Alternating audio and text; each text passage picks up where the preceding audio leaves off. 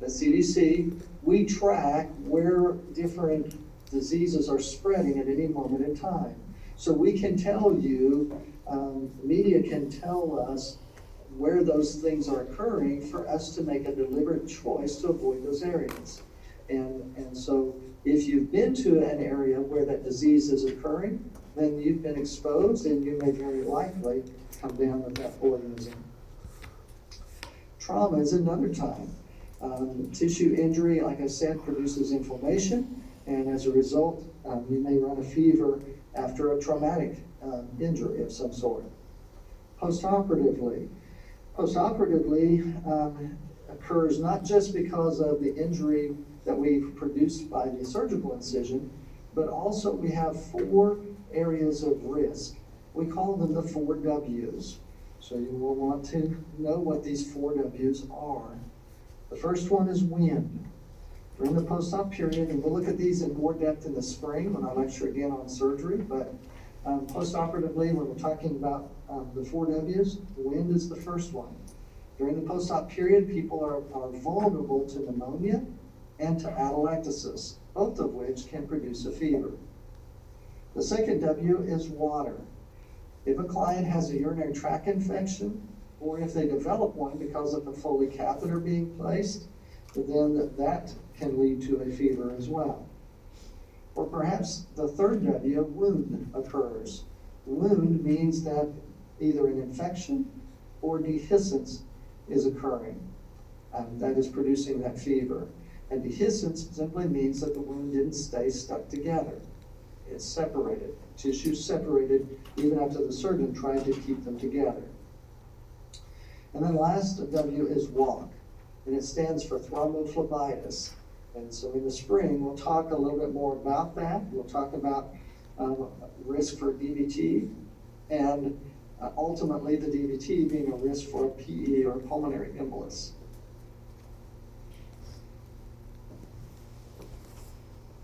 Okay. All right, so we'll come back to this slide when I go to the document camera. So what do we do for somebody who has a fever? Well, the first thing is we need to track it. Okay, we need to see the trend just like you did for your temperature for those 3 days. So we're going to monitor the vital signs, especially the temperature. Ideally, temperature should be measured the same way each time. So if it's measured tympanically by one person, it ought to stay tympanic throughout that person's admission, if at all possible. Don't be flip-flopping between oral and axillary, and every once in a while stick a rectal thermometer up there behind just because you want to aggravate them. Okay? Give us a trend that we can track. Boy, you're a hard crowd when you're all this tired. I don't even get a chuckle over here, and I can't hear the other side, so this is rough. All right. The next one is push oral fluids. By that, we don't mean shove a glass in their hand and say, drink this. We're talking about encouraging them to drink substances that they like, that will promote their hydration and will help minimize the risk of dehydration occurring as a result of that fever. So what we're suggesting is for somebody who does not have a cardiac or renal problem, 2.5 to 3 liters. So 2,500 to 3,000 mils of fluid during that time they have a fever.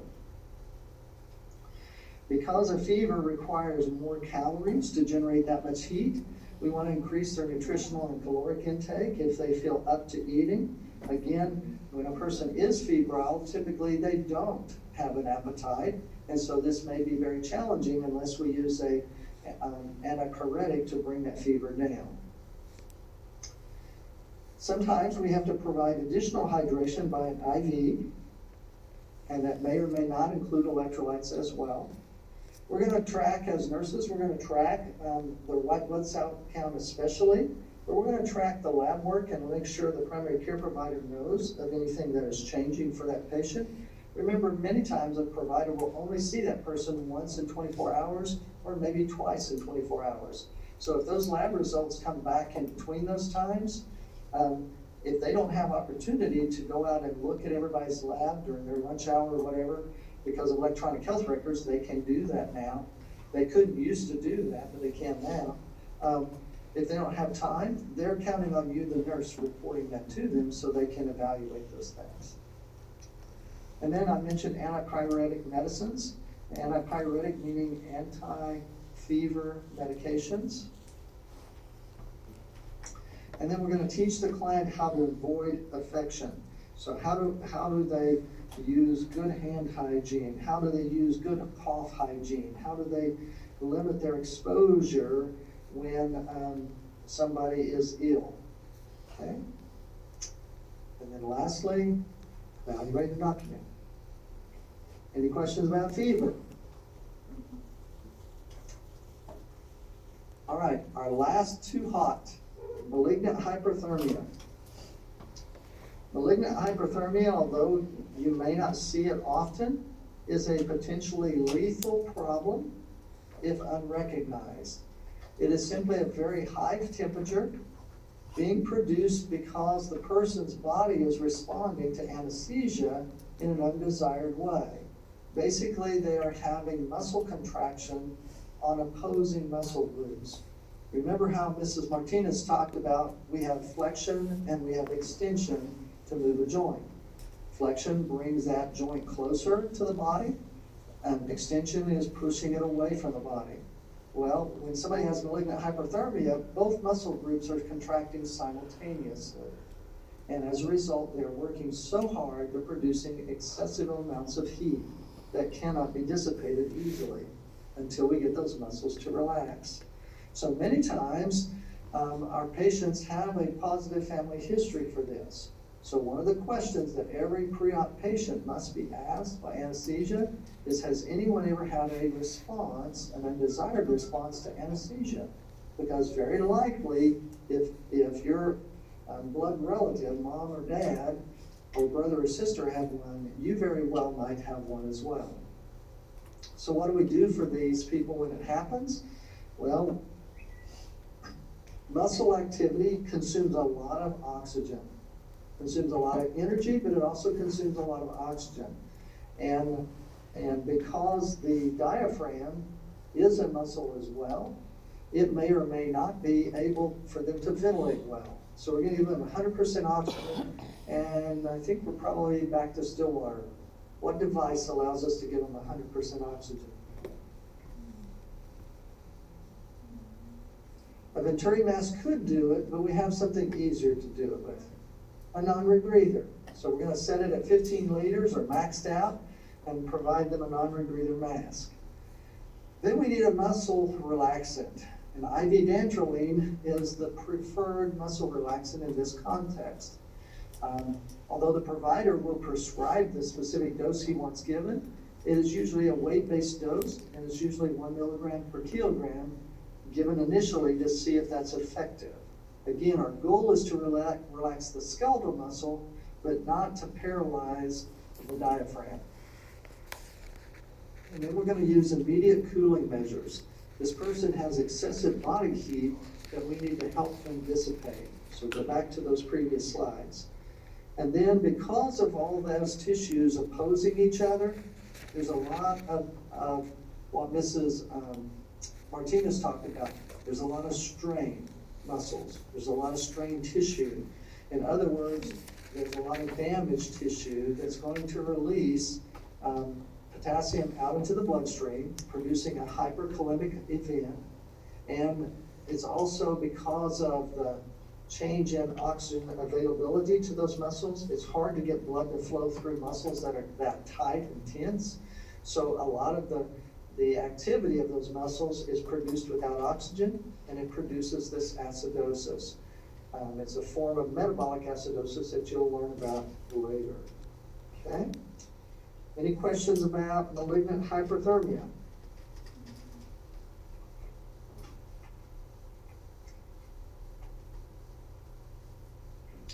Mr. Baird, we have a question in Tonkawa. Okay. They're wondering if there is a number that they should be looking for temperature-wise along with this condition. Typically, it's going to be higher than normal, but there's not a specific range. So, in other words, again, it depends more on how quickly it is recognized. Okay, it's because until those muscles relax, the temperature will continue to climb. And it can climb as high as 105 to 107, 108 if we don't catch it quickly. And remember, what's going to happen in that context? We're going to fry those brain cells. We're going to cook those brain cells. And they're not going to be repaired. Okay? So Thank you. that's why we do frequent post-op vitals. It's not just for circulation, it is for temperature as well. All right? All right. I think I'm going to bypass, for time's sake, I want to bypass very quickly the medications. I just want to touch base just briefly on those last couple of slides there that deal with culture and spirituality and management of care. And I want to, actually I'm going to bypass that for a moment. I'm going to take a big risk. Is there anything missing on those slides, or are they all filled in for you? All right, so they're all filled in. So if we don't get back to them, we don't have to worry about it. Before we do get too far in and I forget it, I want to make sure that you complete that puzzle that's at the back. Make sure you complete that and turn it in probably Thursday. I don't think we'll have time to complete it today. Or at least show it to your instructor so she can let me know that you did it. All right? All right. Now I want to go back to those stages of fever and talk about the signs and symptoms and why they occur. So we may run out of time. It's going to be all we get done, but it's important enough you need to see this. All right? So I'm going to take a big risk and hopefully we can make this work.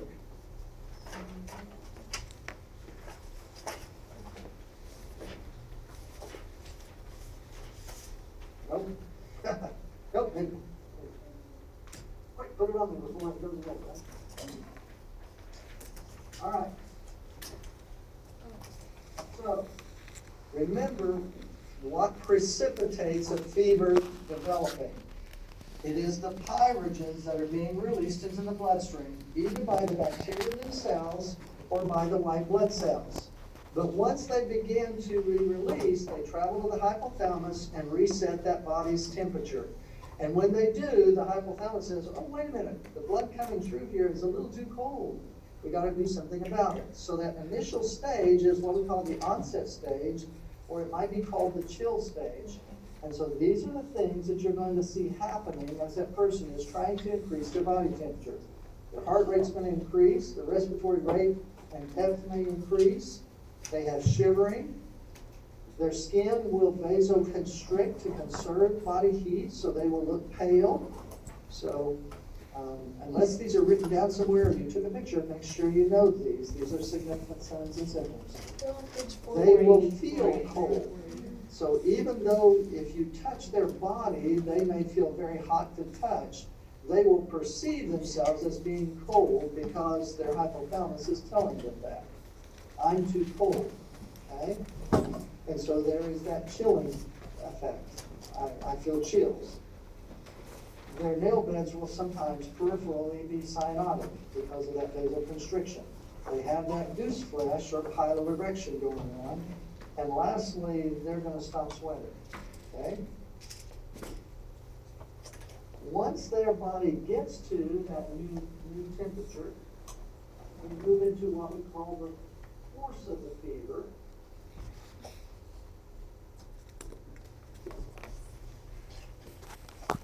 The course of the fever. In other words, the hypothalamus has got it where it wants it. It often takes several hours from the onset phase to finish. But once it gets there, the body will maintain that new temperature for a period of time unless we give them an antipyretic. They no longer feel chills at this point. In fact, if you feel them, they will feel warm or hot to your touch. They will have a sensitivity to light. They'll want to turn. Can you turn the lights off in this room, please? It's hurting my eyes. They may have a glassy-eyed appearance. They have that typical, I don't feel well, kind of look to them. Their pulse and respiratory rates will often continue faster than normal. They will have an increase in thirst at this point because they are trying to maintain this excess production of heat. They may experience some level of dehydration or hypovolemia. They often feel drowsy, restless, they may be confused, or they may even, depending on how high their fever is, experience seizures or convulsions. If they've ever been exposed to the herpesvirus, they'll develop those little fever blisters or cold sores, most often around their mouth, but it can be other places as well. They often don't feel like eating, even though they need increased calories to keep this fever going. And then they have what we call malaise. They just don't feel like doing anything. And they often have weak or aching muscles. That's the course of the fever. Once the white blood cells are convinced they've won the war, once the bacteria is no longer present to release the toxins and the pyrogens in the bloodstream, then we move into the decline phase. And the decline phase is when our hypothalamus resets our temperature back to its preset normal. And so now all of a sudden, oh, we're way too hot here.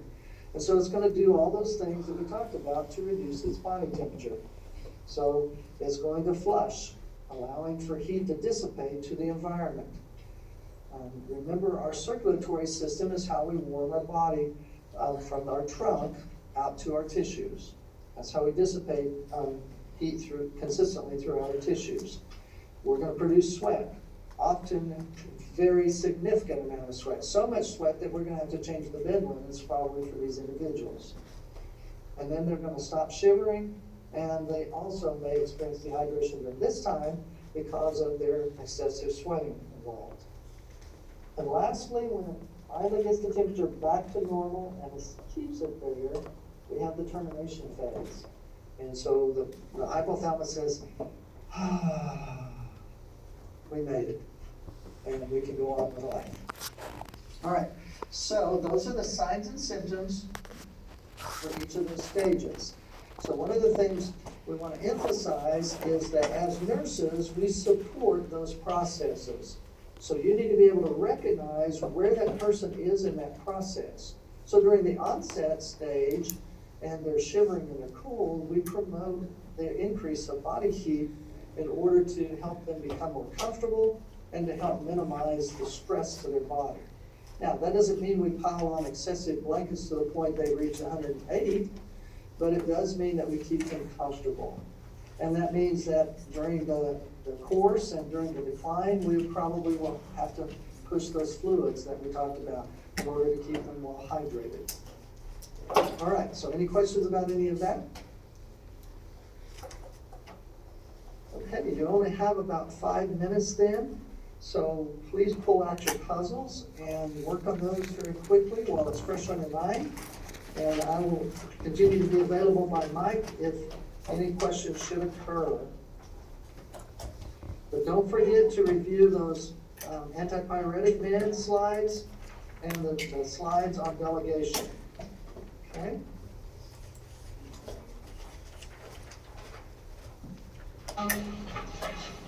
The first fever slide with hypothermia. Yes, I do. Has hypothermia and hypotension. Is it in the back? No, like, are you able to go to the actual slide again or no? I can try, but I don't